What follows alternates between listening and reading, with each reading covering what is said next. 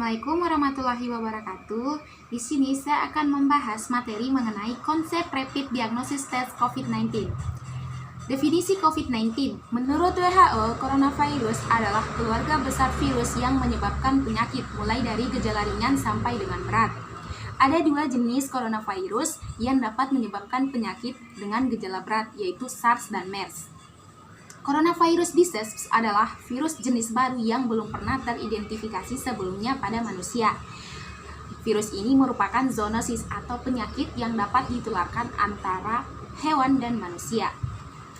Manfaat melakukan Rapid Diagnosis Test COVID-19 ada tiga. Yang pertama adalah untuk mendukung upaya penemuan vaksin. Yang kedua adalah memperdalam pemahaman kita terhadap orang-orang yang belum teridentifikasi pada penemuan kasus ataupun surveillance aktif. Dan yang ketiga adalah mengukur tingkat serangan pada masyarakat dan tingkat kematian infeksi virus ini. Kriteria orang yang akan melakukan rapid test ada tiga. Yang pertama adalah orang yang memiliki kontak dengan orang dalam pengawasan. Yang kedua adalah orang yang memiliki riwayat kontak dengan kasus pasien terkonfirmasi COVID-19. Dan yang ketiga adalah ODP atau orang dalam pengawasan. Alat yang digunakan dalam pemeriksaan ini adalah alat Rapid Diagnosis Test, sedangkan bahan yang digunakan adalah darah. Dalam pemeriksaan harus menggunakan APD yang merujuk pada pedoman teknis pengendalian infeksi sesuai dengan kewaspadaan, kontak, droplet, ataupun airborne, misalnya sarung tangan, baju hamzat, ataupun masker.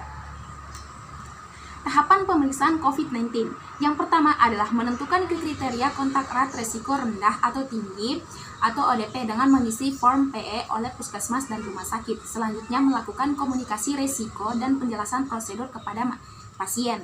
Selanjutnya dilakukan pemeriksaan rapid test dengan sampel darah.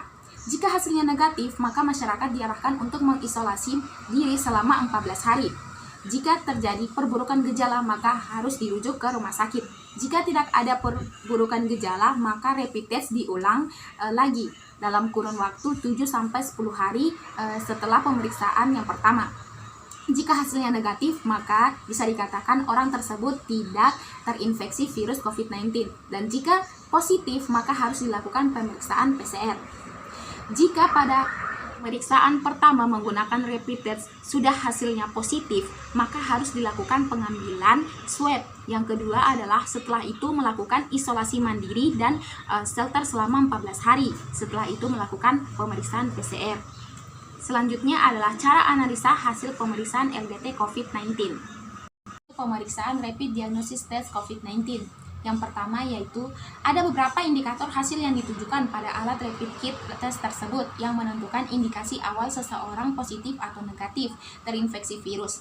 Bila garis merah muncul di huruf C, hasilnya negatif. Jika garis merah muncul di T, maka harus diulang karena hasilnya tidak presisi. Jika garisnya 2 di huruf C dan T, hasilnya positif. Pemeriksaan menggunakan rapid test ini nantinya akan dilakukan pengulangan 7-10 hari agar diperoleh hasil yang akurat dan presisi. Karena apabila hasil rapid test pertama non-reaktif, Anda dapat menularkan virus ke orang-orang di sekitar. Bila hasil rapid test Anda reaktif, jangan panik dulu. Antibodi yang terinfeksi pada rapid test juga saja merupakan antibodi terhadap virus lain atau coronavirus jenis lain, bukan yang menyebabkan COVID-19. Sekian dari saya. Wassalamualaikum warahmatullahi wabarakatuh.